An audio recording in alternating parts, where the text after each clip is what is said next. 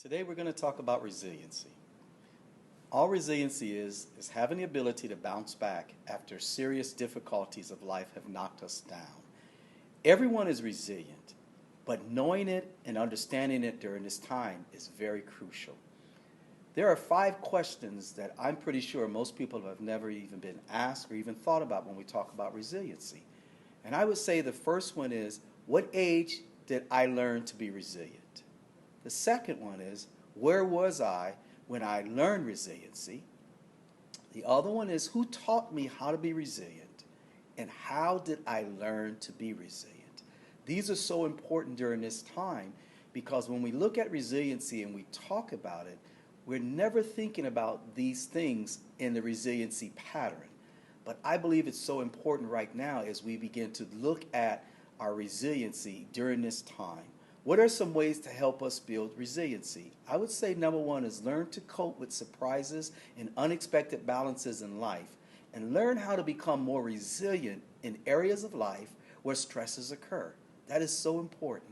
We all have the ability and capacity to adapt and bounce back as we move forward during this challenging time. Knowing that resiliency is common, ordinary, and a normal process can help us in knowing how to maintain mentally and overcome all that is occurring in our life today, learning how to be more resilient. Thank you. All right, so earlier we talked about resiliency. Now let's talk about some ways to help put this into practice. Let's try an exercise in building resiliency. Think about some stressors we are experiencing and dealing with in our lives. Currently, we are all experiencing COVID-19. There are a lot of negatives we can focus on, but let's get a positive perspective by reframing and focusing on what is positive during COVID-19. This may be when we are getting to spend more time with our families, or we have time to tackle projects that we were not able to do in the past, as well as taking time to prioritize what is truly important to us.